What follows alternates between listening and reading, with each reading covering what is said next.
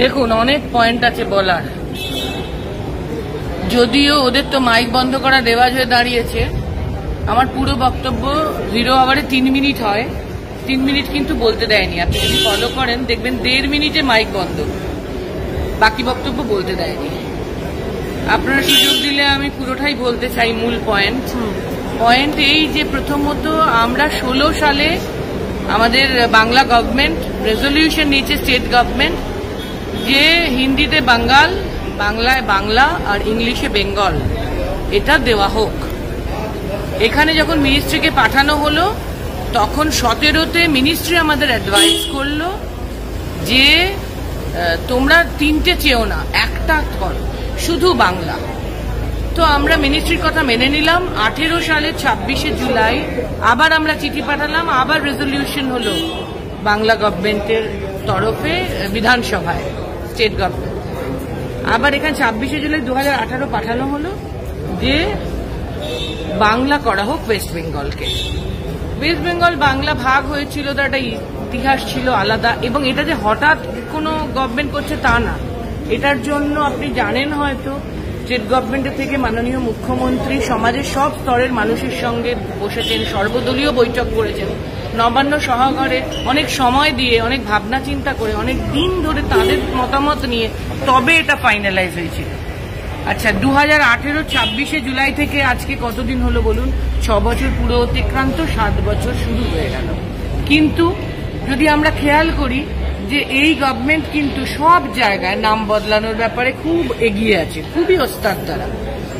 বল্লভভাই প্যাটেলের অত বড় 300 ফুট না 500 ফুট সব মূর্তি বানিয়ে নর্মদা বাঁধের সমস্ত লোককে হাওয়া করে দিল, মানুষ মরে ভূত হয়ে যাক।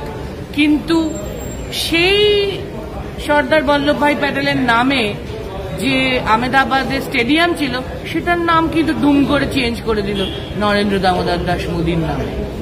তোরা নাম বদলে সব জায়গার নাম, এলাহাবাদ এখন শুনছি ওটা নাকি প্রয়াগরাজ, মানে কি নাম যে দিচ্ছে নতুন নতুন, ভুলে যায় লোক, মনে রাখতে পারে না। তো এমনি গাদা নাম চেঞ্জ করা ওদের অভ্যেস। কিন্তু বাংলায় এলেই ওদের একটা কিরকম যেন অদ্ভুত প্রতিশোধ স্পৃহা, একটা হিংসে। এর তো কোনো ওষুধ হয় না, কি করা যাবে বলুন? এরকম একটা অদ্ভুত হতে থাকে। এবং এমনিও ইরেসপেক্টিভ অফ ওদের হিংসে বা প্রতিশোধ স্পৃহা টু বাংলা, এমনিতেও আপনি ভাবুন উড়িষ্যা হয়েছে, পন্ডিচেরি পুদুচেরি হয়েছে, মাদ্রাস চেন্নাই হয়েছে, বোম্বে মুম্বাই হয়েছে, বেঙ্গালুরু হয়েছে, কেউ কোনো আপত্তি করেনি। এটা বাংলার 11 কোটি লোকের সেন্টিমেন্ট, তাদের সংস্কৃতির প্রশ্ন, তারা চেয়েছে তাদের ভালোবাসা, সেন্টিমেন্ট, তাদের একটা আরতি। সেটা কোনো কারণ নেই, কোনো রিজন নেই যে 6 বছর। একমাত্র রিজন কি না, মোদীবাবু কেন 21-এ জেতেননি, কেন 24-এ জেতেননি, তাই নাম চেঞ্জটা করবেন না। এইটা কি একটা যুক্তি হয় বলুন তো? বিশেষ করে যেখানে আমাকে ওরা পুরো কথা বলতে দেবে না বলে আটকালো।